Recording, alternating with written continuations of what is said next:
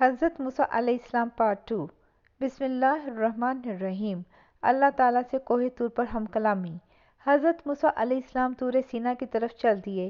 قریب پہنچے تو ایک حیرت انگیز منظر دیکھا کہ ہرے سبز درخت کے اوپر آگ کے شعلے بھڑک رہے ہیں، مگر درخت کی کوئی شاخ جلتی ہے اور نہ کوئی پتا، دھواں ہے اور نہ تپش، جبکہ درخت کی سرسبزی و شادابی اپنے عروج پر ہے۔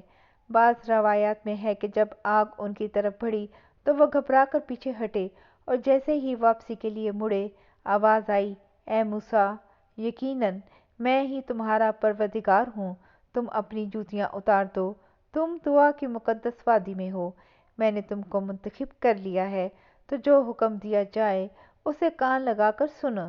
سورۃ طٰہٰ۔ حضرت موسیٰ نے جب اللہ ذوالجلال کی آواز سنی تو مبہوت کھڑے رہ گئے۔ آپ نے فوری طور پر جوتے اتار دیے۔ اللہ تعالیٰ نے آپ کو شریعت کی تعلیم دی اور پھر فرمایا، اے موسیٰ، تمہارے دائیں ہاتھ میں کیا ہے؟ انہوں نے کہا کہ یہ میری لاٹھی ہے، اس سے میں ٹیک لگاتا ہوں، بکریوں کے لیے پتے جھاڑتا ہوں، اس میں میرے لیے اور بھی کئی فائدے ہیں۔ اللہ تعالیٰ نے فرمایا، موسیٰ، اسے اپنے ہاتھ سے نیچے پھینک دو۔ انہوں نے اسے پھینکا تو وہ سانپ بن کر دوڑنے لگی۔ اللہ تعالیٰ نے فرمایا، اسے پکڑ لو اور ڈرنا مت، ہم اسے ابھی اس کی پہلی حالت میں لوٹا دیں گے، اور اپنا ہاتھ اپنی بغل میں ڈال لو تو وہ سفید چمکتا ہوا نکلے گا، بغیر کسی عیب اور بیماری کے۔ یہ دوسرا معجزہ ہے، یہ اس لیے کہ ہم تمہیں اپنی بڑی بڑی نشانیاں دکھانا چاہتے ہیں۔ اب تم فرعون کے پاس جاؤ، اس نے بڑی سرکشی مچا رکھی ہے۔ موسیٰ علیہ السلام نے کہا، اے میرے پروردگار، میرا سینہ کھول دے اور میرے کام کو آسان کر دے، اور میری زبان کی گرہ کھول دے تاکہ وہ میری بات سمجھ سکیں، اور میرے گھر والوں میں سے ایک کو میرا وزیر یعنی مددگار مقرر فرما دے، یعنی میرے بھائی ہارون کو، تو اس سے میری کمر کس دے اور اسے میرا شریک کار کر دے، تاکہ ہم دونوں بکثرت تیری تسبیح بیان کریں اور بکثرت تجھے یاد کریں۔ اللہ تبارک و تعالیٰ نے فرمایا، موسیٰ، تمہاری تمام دعائیں قبول کر لی گئی ہیں۔ سورۃ طٰہٰ۔ حضرت موسیٰ طور سینا سے لوٹے اور اپنی اہلیہ کو لے کر مصر روانہ ہو گئے۔ روایت میں ہے کہ اللہ تعالیٰ نے حضرت ہارون کو نبوت کے منصب پر فائز فرما کر حضرت موسیٰ کے مصر آنے کی خبر دے دی تھی۔ چنانچہ حضرت ہارون نے آپ کا استقبال کیا اور گھر لے گئے۔ حضرت موسیٰ 10 سال بعد گھر والوں سے ملے تھے۔ دوسرے ہی دن دونوں بھائی فرعون کے دربار میں پہنچ گئے۔ حضرت موسیٰ علیہ السلام نے فرعون سے فرمایا، اے فرعون، ہم رب العالمین کی طرف سے بھیجے گئے ہیں، تو ہمارے ساتھ بنی اسرائیل کو روانہ کر دے۔ فرعون نے کہا، اے موسیٰ، کیا تو نے میرے گھر پر رشک نہیں پائی، اور کیا تو نے یہاں رہتے ہوئے قتل نہیں کیا تھا، اور تم تو ناشکر معلوم ہوتے ہو۔ موسیٰ علیہ السلام نے کہا، ہاں، وہ حرکت مجھ سے ناگہاں سرزد ہو گئی تھی اور میں خطا کاروں میں تھا۔ جب مجھے تم سے ڈر لگا تو میں یہاں سے نکل گیا۔ پھر رب العالمین نے مجھے دانائی عطا فرمائی اور اپنا رسول بنایا۔ مجھ پر تیرا کیا یہی احسان ہے جو تو مجھے جتا رہا ہے، اور تو نے بنی اسرائیل کو غلام بنا رکھا ہے؟ فرعون نے کہا، رب العالمین کیا چیز ہے؟ حضرت موسیٰ علیہ السلام نے فرمایا، وہ آسمان اور زمین اور جو کچھ ان دونوں میں ہے سب کا مالک ہے، بشرط یہ کہ تم لوگوں کو یقین ہو۔ فرعون نے اپنے اہالیوں موالیوں سے کہا، کیا تم سن نہیں رہے، یعنی کیا تم کو اس بات پر تعجب نہیں کہ میرے سوا بھی کوئی معبود ہے؟ حضرت موسیٰ علیہ السلام نے فرمایا، وہ تمہارے اور تمہارے اگلے باپ دادوں کا پروردگار ہے۔ فرعون نے کہا، لوگو، تمہارا یہ رسول جو تمہاری طرف بھیجا گیا ہے، یہ تو یقیناً دیوانہ ہے۔ موسیٰ علیہ السلام نے کہا، مشرق اور مغرب اور جو کچھ ان دونوں میں ہے وہ سب کا مالک ہے، بشرط یہ کہ تم کو سمجھ ہو۔ فرعون نے کہا، اگر تم نے میرے سوا کسی اور کو معبود بنایا تو میں تمہیں قید کر دوں گا۔ حضرت موسیٰ علیہ السلام نے کہا، خواہ آپ کے پاس روشن چیز یعنی معجزہ لاؤں؟ فرعون نے کہا، اگر سچے ہو تو لاؤ اور دکھاؤ۔ بس انہوں نے اپنی لاٹھی زمین پر ڈالی تو وہ اسی وقت اژدہا بن گئی، اور اپنا ہاتھ جو بغل سے نکالا تو وہ سفید چمکیلا نظر آنے لگا۔ یہ دیکھ کر فرعون اپنے آس پاس بیٹھے سرداروں سے کہنے لگا، بھئی، یہ کوئی بڑا جادوگر ہے، یہ تو چاہتا ہے کہ تمہیں اپنے جادو کے زور سے تمہارے ملک سے نکال دے، تو تمہاری کیا رائے ہے؟ ان سب نے کہا، آپ اسے اور اس کے بھائی کو مہلت دیجیے اور تمام شہروں میں ہرکاریں روانہ کر دیجیے جو آپ کے پاس ماہر جادوگروں کو جمع کر کے لے آئیں۔ سورۃ الشورى۔ فرعون نے حضرت موسیٰ علیہ السلام سے کہا کہ ہم بھی تمہارے مقابل ایسا ہی جادو لائیں گے، ہمارے اور اپنے درمیان ایک وقت مقرر کر لو کہ نہ تو ہم اس کے خلاف کریں اور نہ تم، اور یہ مقابلہ صاف میدان میں ہوگا۔ موسیٰ علیہ السلام نے کہا، زینت اور جشن کے دن کا وعدہ ہے اور یہ کہ لوگ اس دن چاشت کے وقت اکٹھے ہو جائیں۔ سورۃ طٰہٰ۔ جشن والے روز ہزاروں کی تعداد میں جادوگر میدان میں جمع کر لیے گئے۔ بادشاہ بھی اپنے مصاحبین کو لیے شاہانہ کروفر کے ساتھ تخت شاہی پہ براجمان ہو گیا۔ میدان کے چاروں جانب لاکھوں انسانوں کا ٹھاٹھے مارتا سمندر تھا جو حق و باطل کے اس معرکے کو دیکھنے کے لیے جمع تھے۔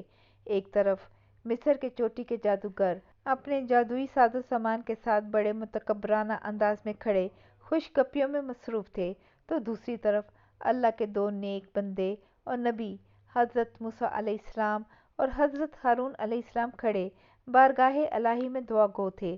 جادوگر بولے، موسیٰ، یا تو تم اپنی چیز ڈالو یا ہم اپنی چیزیں پہلے ڈالتے ہیں۔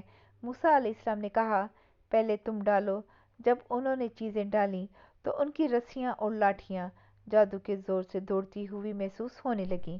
اس وقت موسیٰ علیہ السلام کے دل میں خوف پیدا ہوا تو اللہ نے وحی بھیجی، اے موسیٰ، ڈرو نہیں، بلا شبہ تم ہی غالب آؤ گے، ذرا اپنا عصا زمین پر پھینکو اور پھر دیکھو۔ چنانچہ لاٹھی کا زمین پر پھینکنا تھا کہ وہ ایک بڑے خوفناک اژدہے میں تبدیل ہو گئی اور جو کچھ جادوگروں نے بنایا تھا ان سب کو نگل لیا۔ یہ دیکھ کر جادوگر سجدے میں گر گئے اور پکار اٹھے، ہم تمام جہان کے مالک پر ایمان لائے جو موسیٰ علیہ السلام اور ہارون علیہ السلام کا رب ہے۔ سورۃ الشورى۔ سورۃ طٰہٰ۔ فرعون کے لیے یہ سب کچھ بڑا عجیب، نہایت حیرت انگیز اور بہت غمناک تھا۔ وہ جن جادوگروں کے ذریعے فتح اور غلبے کی آس لگائے بیٹھا تھا وہ سب نہ صرف مغلوب ہو گئے بلکہ موسیٰ علیہ السلام کے رب پر ایمان بھی لے آئے۔ فرعون نے غضبناک ہو کر کہا، میری اجازت کے بغیر تم لوگ اس شخص پر ایمان لے آئے، یقیناً یہ تم سب سے بڑا جادوگر ہے، میں تم سب کے ہاتھ پاؤں کاٹ کر سولی پر لٹکا دوں گا۔ انہوں نے کہا، کوئی حرج نہیں، ہم اپنے پروردگار کی طرف لوٹ جانے والے ہیں۔ سورۃ الشورى۔ سورۃ طٰہٰ۔ روایت میں ہے کہ فرعون نے ان سب جادوگروں کے ہاتھ پاؤں کٹوا کر انہیں سولی پر لٹکا دیا۔ جادوگروں کے ایمان لانے اور انہیں بے دردی سے شہید کر دینے کے بعد بھی فرعون کی سرکشی اور بدعمالیاں جاری رہیں۔ مفسرین کے مطابق اس واقعے کے بعد حضرت موسیٰ علیہ السلام مزید 20 برس مصر میں مقیم رہے اور لوگوں کو توحید کی دعوت دیتے رہے۔ اس عرصے میں اللہ عز و جل نے حضرت موسیٰ علیہ السلام کو 9 معجزات عطا فرمائے تاکہ فرعون اور اس کی قوم کو راہ راست پر لایا جا سکے۔ قرآن پاک میں ارشاد ہے، اور ہم نے موسیٰ کو 9 معجزے عطا فرمائے۔ سورۃ بنی اسرائیل۔ حضرت عبداللہ بن عباس نے یہ 9 معجزات اس طرح شمار فرمائے ہیں: نمبر 1، عصائے موسیٰ جو اژدہا بن جاتا تھا۔ نمبر 2، ید بیضا، گریبان میں ڈال کر نکالنے سے ہاتھ چمکنے لگتا تھا۔ نمبر 3، زبان میں لکنت تھی جو دور کر دی گئی۔ نمبر 4، بنی اسرائیل کے دریا پار کرنے کے لیے دریا کو پھاڑ کر اس کے 2 حصے کر دیے اور راستہ بنا دیا۔ نمبر 5، ٹڈی دل کا عذاب غیر معمولی صورت میں بھیجا۔ نمبر 6، طوفان بھیجا گیا۔ نمبر 7، بدن کے کپڑوں میں بے حد جوئیں پیدا کر دی گئیں جن سے بچنے کا کوئی راستہ نہ رہا۔ نمبر 8، مینڈکوں کا عذاب مسلط کیا گیا کہ ہر کھانے پینے کی چیز میں مینڈک آ جاتے تھے۔ نمبر 9، خون کا عذاب بھیجا گیا کہ ہر برتن اور کھانے پینے میں خون مل جاتا تھا۔ یہ سب موسیٰ علیہ السلام کے کھلے معجزے تھے۔ ہونا تو یہ چاہیے تھا کہ ان معجزات کو دیکھ کر قوم فرعون راہ راست پر آ جاتی، لیکن وہ پھر بھی تکبر اور شرک میں مبتلا رہی۔ قرآن کریم میں اللہ تعالیٰ فرماتے ہیں، پھر ہم نے ان پر طوفان بھیجا اور ٹڈیاں اور گھن کا کیڑا اور مینڈک اور خون۔ سورۃ الاعراف۔ اس آیت میں قوم فرعون پر مسلط ہونے والے 5 قسم کے عذابوں کا ذکر ہے۔ حضرت عبداللہ بن عباس رضی اللہ تعالیٰ عنہ کی تفسیر کے مطابق ان میں سے ہر عذاب ایک معین وقت تک رہا، پھر موقوف ہو گیا اور کچھ مہلت دی گئی، اس کے بعد دوسرا اور پھر تیسرا عذاب الگ الگ وقتوں میں آیا۔ ابن منظر نے حضرت عبداللہ بن عباس رضی اللہ تعالیٰ عنہ کی روایت سے نقل کیا ہے کہ ان میں سے ہر عذاب قوم فرعون پر 7 روز تک مسلط رہا۔ ہفتے کے دن شروع ہو کر دوسرے ہفتے کے دن رفع ہو جاتا اور پھر 3 ہفتے کی مہلت دی جاتی تھی۔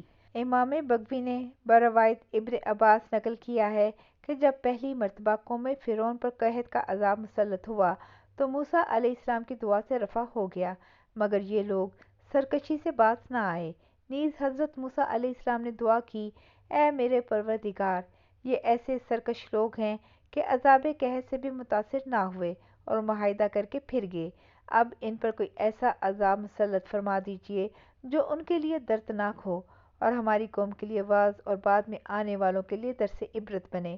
تو اللہ تعالیٰ نے ان پر طوفان کا عذاب بھیج دیا۔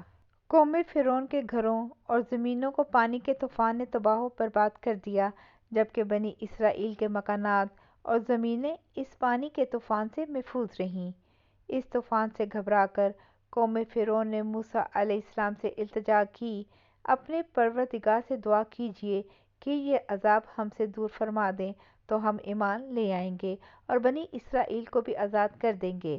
حضرت موسیٰ علیہ السلام کی دعا سے عذاب دور ہو گیا اور ان کی کھیتیاں پہلے سے زیادہ ہری بھری ہو گئی، تو کہنے لگے، در حقیقت یہ طوفان کوئی عذاب نہیں تھا بلکہ ہمارے فائدے کے لیے آیا تھا، جس کا نتیجہ یہ نکلا کہ ہماری زمینوں کی پیداوار بڑھ گئی، اس لیے موسیٰ علیہ السلام کا اس میں کچھ دخل نہیں۔ اور یہ کہہ کر سب عہد و پیمان نظر انداز کر دیے۔ یہ لوگ 1 مہینہ امن و عافیت میں رہے۔ اللہ نے ان کو غور و فکر کی مہلت دی، لیکن انہیں ہوش نہ آیا، تو پھر ان پر دوسرا عذاب ٹڈیوں کی صورت مسلط کر دیا گیا۔ ٹڈی دل نے ان کی ساری کھیتیوں اور باغوں کو کھا لیا۔ بعض روایات میں ہے کہ لکڑی کے دروازوں، چھتوں اور گھریلو ساز و سامان تک کو ٹڈیاں کھا گئیں۔ اس عذاب کے وقت بھی حضرت موسیٰ کا یہ معجزہ سامنے تھا کہ یہ ساری ٹڈیاں صرف قبطی یعنی قوم فرعون کے باغوں، کھیتوں اور گھروں پر چھائی ہوئی تھیں، جبکہ بنی اسرائیل کے مکانات، زمینیں اور باغات سب محفوظ تھے۔ قوم فرعون چلا اٹھی اور حضرت موسیٰ سے درخواست کی، اگر آپ اللہ تعالیٰ سے دعا کر دیں کہ یہ عذاب ہٹ جائے تو ہم پختہ وعدہ کرتے ہیں کہ ایمان لے آئیں گے اور بنی اسرائیل کو آزاد کر دیں گے۔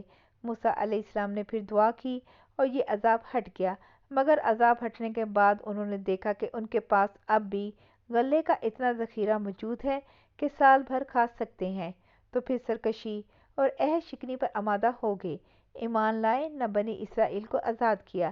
1 مہینہ پھر اللہ تعالیٰ نے مہلت دی۔ اس مہلت کے بعد تیسرا عذاب کمل کا مسلط ہوا۔ کمل اس جوں کے لیے بھی بولا جاتا ہے جو انسان کے بالوں اور کپڑوں میں پیدا ہو جاتی ہے، اور اس کیڑے کو بھی کہتے ہیں جو غلے میں لگ جاتا ہے، جسے گھن بھی کہتے ہیں۔ کمل کا یہ عذاب ممکن ہے کہ دونوں اقسام کے کیڑوں پر مشتمل ہو، کہ غلوں میں گھن لگ گیا اور انسانوں کے بدن اور کپڑوں میں جوؤں کا طوفان امڈ آیا ہو۔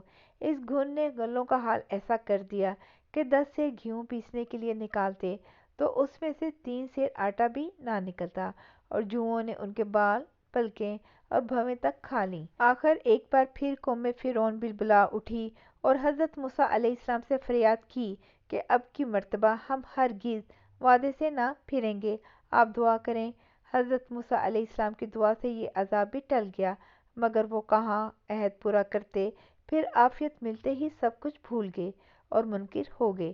پھر بھی ان کو 1 ماہ کی مہلت دی گئی، مگر اس مہلت سے بھی کوئی فائدہ نہیں اٹھایا، تو ان پر چوتھا عذاب مینڈکوں کا مسلط کر دیا گیا، اور ان کے گھروں میں اس کثرت سے مینڈک پیدا ہو گئے کہ جہاں بیٹھتے مینڈکوں کا ڈھیر لگ جاتا، سوتے لیٹتے تو سارا بدن ان سے دب جاتا، کروٹ لینا ناممکن ہو جاتا۔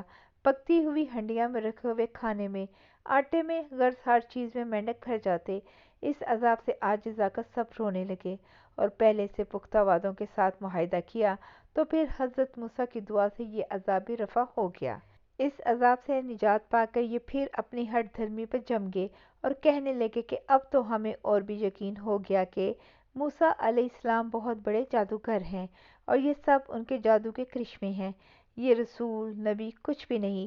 اللہ تعالیٰ نے پھر 1 ماہ کی مہلت عطا فرمائی، مگر اس مہلت سے بھی فائدہ نہ اٹھایا، تو پانچواں عذاب خون کا مسلط کر دیا گیا کہ ان کے ہر کھانے اور پینے کی چیز خون بن گئی۔ کنویں سے، حوض سے، جہاں کہیں سے پانی نکالتے خون بن جاتا، کھانا پکانے کے لیے رکھتے تو وہ خون بن جاتا۔ ان سب عذابوں میں حضرت موسیٰ کا یہ معجزہ مسلسل تھا کہ ہر عذاب سے اسرائیل بالکل مامون و محفوظ تھے۔ خون کے عذاب کے وقت قوم فرعون کے لوگوں نے بنی اسرائیل کے گھروں سے پانی مانگا، جب وہ ان کے ہاتھ میں گیا تو خون بن گیا۔ ایک ہی دسترخوان پر بیٹھ کے قبطی اور اسرائیلی کھانا کھاتے تو جو لقمہ اسرائیلی اٹھاتا وہ اپنی اصلی حالت میں ہوتا، اور جو لقمہ یا پانی کا گھونٹ قبطی کے منہ میں جاتا وہ خون بن جاتا۔ یہ عذاب بھی 7 روز رہا۔ بالآخر پھر وعدے کیے، دعا کی گئی اور عذاب پھر ہٹ گیا، مگر یہ لوگ اپنی گمراہی پر قائم رہے۔ اسی کو قرآن کریم نے فرمایا، ان لوگوں نے تکبر سے کام لیا اور یہ لوگ بڑے عادی مجرم تھے۔ بعد کی آیت میں رجس کے نام سے ایک چھٹے عذاب کا ذکر آیا ہے۔ یہ لفظ اکثر طاعون کے لیے بولا جاتا ہے اور چیچک وغیرہ جیسے وبائی امراض کے لیے بھی استعمال ہوتا ہے۔ تفسیری روایات میں ہے کہ ان لوگوں پر طاعون کی وبا مسلط کر دی گئی، جس میں ان کے 70,000 آدمی ہلاک ہوئے۔ ان لوگوں نے پھر فریاد کی اور دعا کرنے پر یہ عذاب ہٹا، اور پھر بددستور ان لوگوں نے عہد شکنی کی۔ اتنی مسلسل آزمائشوں اور مہلتوں کے بعد جب ان میں کوئی احساس پیدا نہ ہوا تو آخری عذاب آ گیا کہ سب کے سب اپنے مکان، زمینیں، سامان چھوڑ کر موسیٰ علیہ السلام کے تعاقب میں نکلے اور بحیرہ احمر کا لقمہ بن گئے۔ جاری ہے۔ جزاک اللہ خیر۔